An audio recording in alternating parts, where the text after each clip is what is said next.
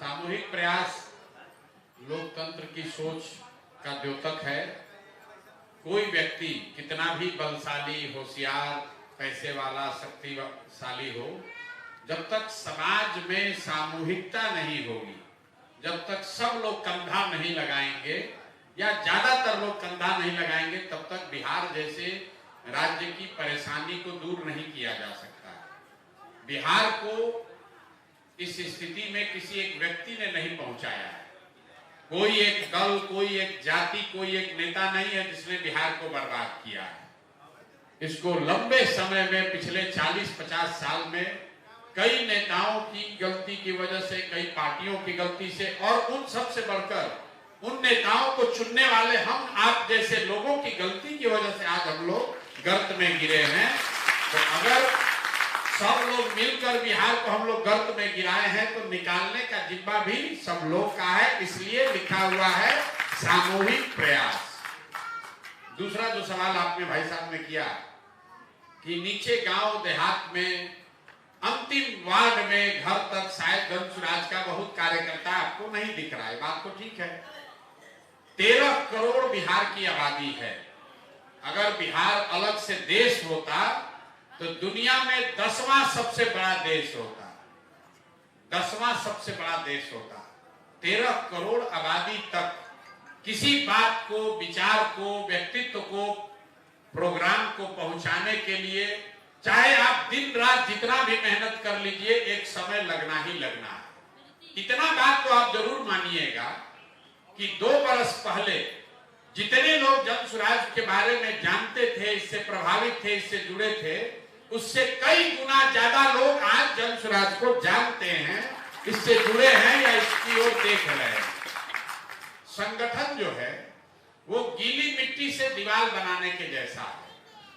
गीली मिट्टी, गिलावा का जो दीवार बनता है उसको आप एक दिन में नहीं बना सकते।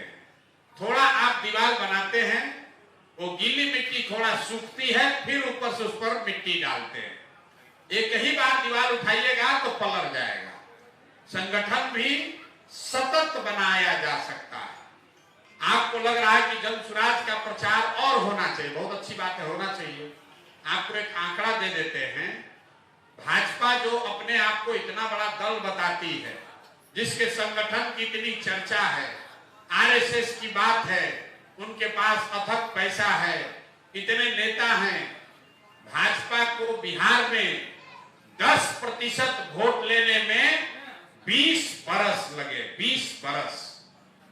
भाजपा को बिहार में 10% वोट लेने में 20 बरस लगा।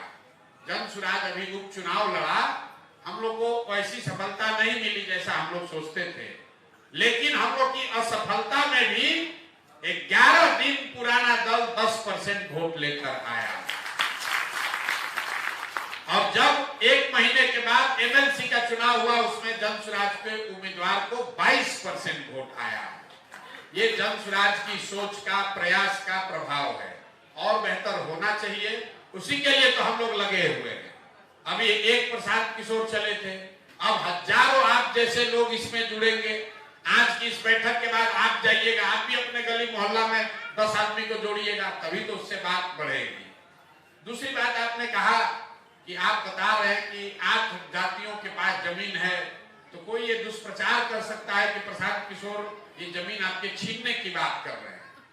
2 बात है। एक तो जब मैंने ये अभियान शुरू किया तो मैंने अपने आप से ये संकल्प किया है कि चाहे कुछ भी हो जाए, जो मेरी समझ से गलत है उसको गलत ही बोलेंगे।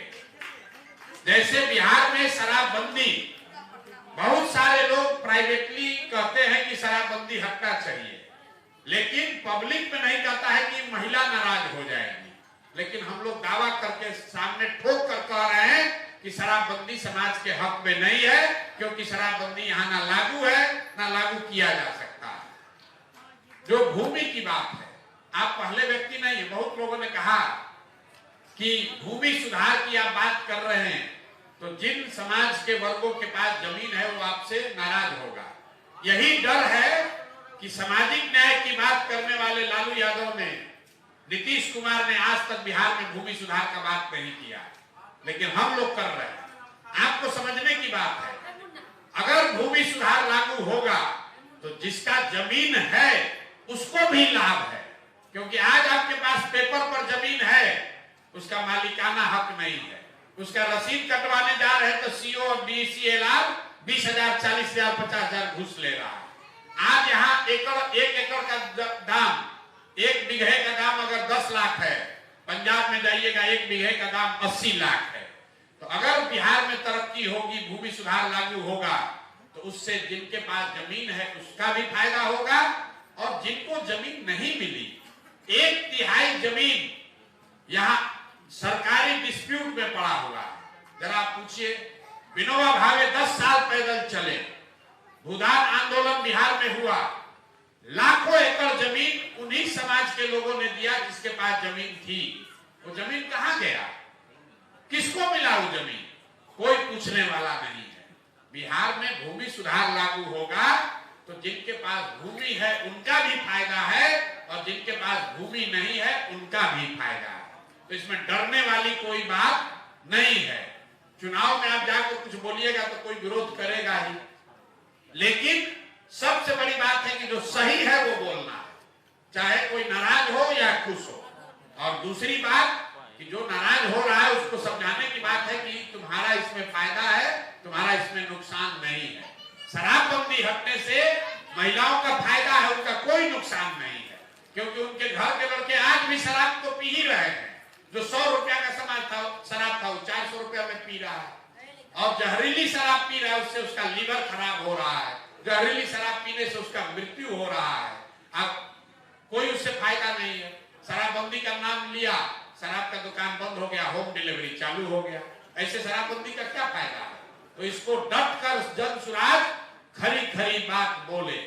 जन सुराज में जो लोग जुड़े हैं उनको मालूम है कि प्रशांत किशोर एकदम खरी बात, जन सुराज खरी बात कह रहा है, बिना लाग लपेट के बोल रहा है, कोई लल्लो चप्पो वाली बात नहीं है। ठीक लगे तो मानो, और न ठीक लगे तो जैसे जिंदगी बीत रहा है वैसे बिताओ।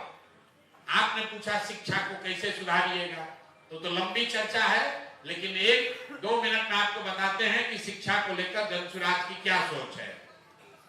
पूरे दुनिया में जहां पर भी अच्छी शिक्षा व्यवस्था बनी, वहां का मूल मंत्र यह है कि स्कूल, हर बच्चे तक स्कूल पहुंचाने के बजाय अच्छे स्कूल में बच्चों को पहुंचाया जाए। यहाँ जो बिहार में शिक्षा नीति है, ये समतामूलक शिक्षा नीति के नाम पर हर गांव में, हर पंचायत में 4-5 विद्यालय खोल दिया। विद्यालय नहीं खुला, विद्यालय के नाम पर बिल्डिंग बना दिया। तो नतीजा क्या है, जहां बिल्डिंग है, गुलाबी रंग का रंगा हुआ है, वहां पर पढ़ाने वाला शिक्षक नहीं है। जहां शिक्षक है वहां बिल्डिंग नहीं है। जहां दोनों है वहां पढ़ाने की कोई व्यवस्था नहीं है। जहां तीनों है वहां बच्चे ही नहीं है। तो इसको सुधारने के लिए दुनिया में जो लोग इस चीज को समझते हैं, उन्होंने क्या कहा कि नहीं, अगर पूरे प्रखंड में 50 विद्यालय के बजाय 5 अच्छे विद्यालय बना दिए जाएं और लोगों को स्कूल बस की सुविधा दे दी जाए, ताकि लोग अपने बच्चों को स्कूल बस से स्कूल तक ले जाएं, तो वो ज्यादा बेहतर है। अब आप कहें कैसे होगा, इसी बिहार में नेतरहाट का नाम आप सुने होंगे, आप शिक्षक हैं। नेतरहाट सरकारी विद्यालय था। इसी बिहार में नेतरहाट, एक नेतरहाट से 1500 से ज्यादा IAS IPS बने हैं, एक विद्यालय से। आप जरा समझिए कि अगर हर प्रखंड में एक भी नेतरहाट होता तो बिहार में कितने बच्चों का, कितने परिवार का जीवन सुधर जाता। तो जन सुराज की सोच ये है कि हर साल एक प्रखंड में, हर प्रखंड में एक विद्यालय को नेतरहाट के स्तर का बनाया जाए। क्यों एक विद्यालय? क्योंकि उतना ही पैसा है। अगर हर प्रखंड में एक विद्यालय को नेतरहाट जैसा बनाना हो तो बिहार में 15 से 20 हजार करोड़ रुपया खर्चा लगेगा। तो हम लोग की सोच ये है कि हर साल प्रखंड के स्तर पर एक विद्यालय को नेतरहाट के स्तर का बनाया जाए। तब, और जब तक दूसरे बच्चे कहाँ जाएंगे, तो घोषणा की गई कि जब तक सरकारी विद्यालय नहीं सुधरेगा तब तक आप अपने बच्चे को प्राइवेट स्कूल में भेजिए, उसका फीस सरकार की ओर से दिया जाएगा। और अगले 5 वर्ष में अगर हर वर्ष आप एक विद्यालय भी सुधारते हैं तो 5 वर्ष में हर प्रखंड में 5 5 को बढ़िया विद्यालय बन जाएगा। आप जरा बताइए, शहर में आप रहते हैं, विद्यालय आपके घर के बगल में नहीं है, आपका बच्चा कैसे जाता है? स्कूल बस से जाता है। अगर आपको मालूम है कि 5 किलोमीटर दूर एक बढ़िया विद्यालय है, अपने बच्चे को कंधा पर बैठा के ले जाइएगा, साइकिल पर ले जाइएगा, बजाय इसके कि आपके घर के बगल में विद्यालय, वहां पढ़ाई नहीं हो रहा, खिचड़ी खिलाया, घरे भेज दिया। तो आधा से ज्यादा विद्यालय को बंद कर देंगे और सिर्फ अच्छे विद्यालय ही चलाए जाए, तभी बात बन पाएगी। अभी बिहार में 4 लाख शिक्षक है, लेकिन कोई ऐसा विद्यालय नहीं है जहां सभी विषयों के अच्छे शिक्षक हों। लेकिन अगर पंचायत के स्तर पर 6 विद्यालय के शिक्षकों को इकट्ठा कर दीजिए तो कम से कम एक विद्यालय जरूर ऐसा हो जाएगा जहां सभी विषयों की अच्छी पढ़ाई हो सकती है। यही जन सुधार के शिक्षा सुधार के मूल में है कि अच्छे विद्यालय, हर विद्यालय को बच्चे तक पहुंचाने के बजाय अच्छा विद्यालय बनाइए और बच्चों को स्कूल बस के माध्यम से वहां पहुंचाइए, तभी शिक्षक वहां रहेगा। नहीं तो हर गांव में खोल दीजिएगा विद्यालय, मान लीजिए विद्यालय खोल भी दिए, तो भी टीचर वहां रहेगा कैसे? उसको तो रहने का जगह नहीं है। टीचर का बच्चा बीमार पड़ेगा तो वो कहां जाएगा? वहां तो अस्पताल नहीं है। इसीलिए दुनिया भर में ऐसा बनाया गया है कि हर गांव में अस्पताल हो या न हो, हर विद्यालय में, हर गांव में विद्यालय हो या न हो, 4, 5, 7, 10 जगह पर हो जहां लोग पहुंच सके, उनको पहुंचने की सुविधा दे दी जाए। अगर अस्पताल हो, थोड़ी दूरी पर भी हो और एम्बुलेंस की सुविधा रहे तो गांव से लोग वहां पहुंच सकते हैं। और हर गांव में जाइएगा खोलने अस्पताल तो कभी खुलेगा ही नहीं, वो खाली उसमें भैंस या बकरी बैठेगी, कभी उससे खुलने वाला नहीं। देख लीजिए जितना पीएचसी और सब सेंटर खुला है उसमें किसी का इलाज नहीं हो रहा है। अगर सरकार वहां डॉक्टर का पोस्टिंग कर भी देगा तो डॉक्टर दीने में भागता है, पैसा दे देता है, भाग जाता है। तो उससे अच्छा है कि कम से कम प्रखंड में 2 अच्छा विद्यालय, 5 अच्छा विद्यालय और 2 अच्छा अस्पताल खोल दीजिए। धीरे धीरे जैसे जैसे साधन आएगा वो संख्या बढ़ाई जाएगी। एक प्रखंड में आप कहिए 5 क्यों, 10 क्यों नहीं? इसलिए कि बिहार के पास इतना पैसा नहीं है। जो नेता नहीं समझता कहता हम आएंगे सुधार देंगे, नहीं सुधर सकता है। 10 बरस में बिहार की शिक्षा व्यवस्था को सुधारने में 10 बरस लगेगा। हर बरस 15,000, 20,000 करोड़ रुपया अगर खर्चा किया जाए तो विश्व स्तरीय व्यवस्था, शिक्षा व्यवस्था यहाँ अगले 10 बरस में 5 लाख करोड़ रुपया खर्च होगा, तब बिहार में विश्व स्तरीय शिक्षा व्यवस्था बन सकती है। और उतना पैसा लाना है तो 10 बरस लगेगा। तो जैसे आपको पहले कहे बिगड़ा है 30 बरस में, तो बनाने के लिए 5-10 बरस धीरज रखकर काम करना पड़ेगा। एक दिन में कोई इसको नहीं सुधार सकता है। अगर कोई कह रहा है तो आपको सिरे से मूर्ख बना रहा है। उस बात पर भरोसा मत कीजिए। बहुत बहुत धन्यवाद।